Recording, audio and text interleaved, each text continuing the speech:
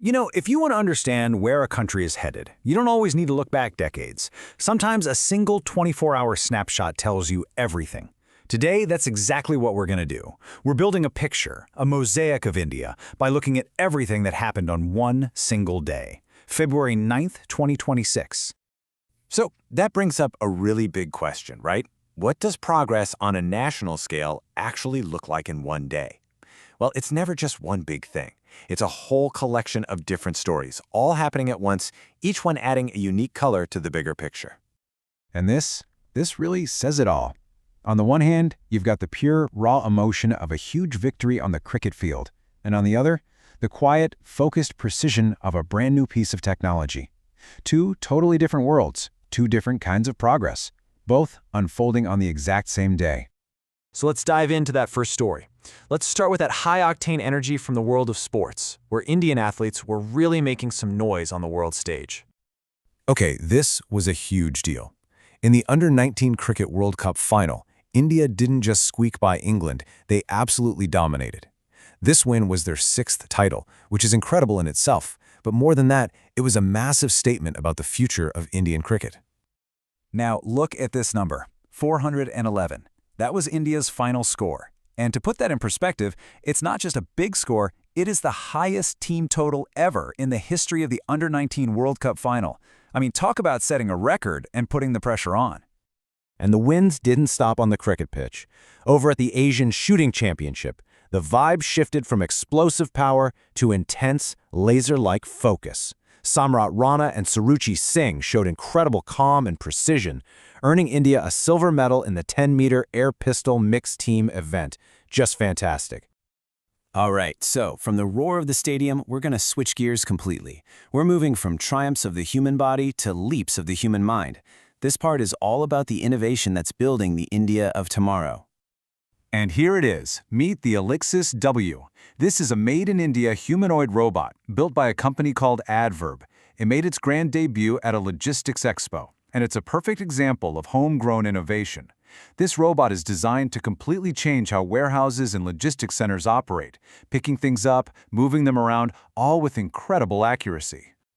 But innovation isn't just about cool robots and new gadgets. It's also about the big picture strategy. And on the very same day, India's main policy think tank, NITI Aayog, was busy laying down the plans for a greener, more sustainable future. And this wasn't some small plan. It's incredibly ambitious. NITI Aayog presented a whole roadmap to the state of Andhra Pradesh. And the goal? To completely transform the state into one of India's biggest renewable energy hubs by the year 2035, using tons of solar, wind, and new energy storage tech. And that kind of long-term planning, well, it ties right into what was happening with the economy that day. What's fascinating is that we see action on both ends of the spectrum, from helping the smallest local businesses to forging major international trade deals. And the first piece of this economic puzzle comes right from the top, the Reserve Bank of India. The RBI made a really important announcement, a policy change, aimed squarely at helping the real engine of the Indian economy, its small businesses. Now, to really get why this is a big deal, we need to quickly understand what a collateral-free loan is.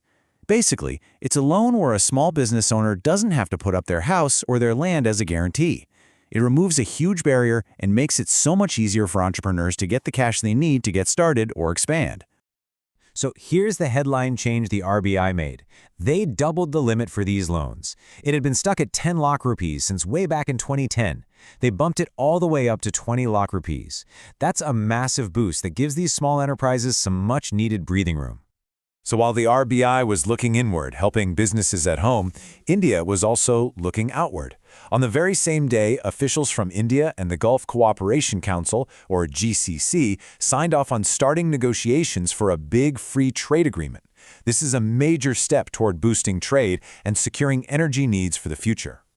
And it's interesting how these big economic moves eventually filter down to products for everyday people. Also on February 9th, Punjab National Bank launched its new Luxora Metal Credit Card. It's a premium card for high-end customers, which really signals confidence in a growing economy where people have more sophisticated financial needs. Okay, so we've covered victories, technology, and economic growth. But progress isn't just about moving forward. It's also about remembering the values that guide you. And this day was also a moment to pause and reflect on a powerful legacy of compassion.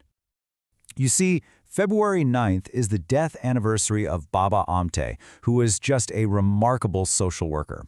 He started his life as a very successful lawyer, but he gave it all up to serve people who were forgotten by society, especially those suffering from leprosy. His work wasn't just about charity, it was about fighting stigma and giving people their dignity back. An absolutely inspiring legacy. So let's step back and pull all these different threads together. We've seen sports, technology, economics, and a deep social conscience. How does it all combine to paint one single picture of a nation? And here it is. When you lay it all out, it's pretty incredible. You've got the glory on the sports field and the leap in technology. You see an economic engine that's firing on both local and global levels. There's a clear plan for a green future, and it's all anchored by these guiding values of compassion. This isn't just a list of news headlines. This is the mosaic of a nation on the move. Which really leaves us with one final, pretty powerful question to think about. We've just seen what can happen in a single 24-hour period.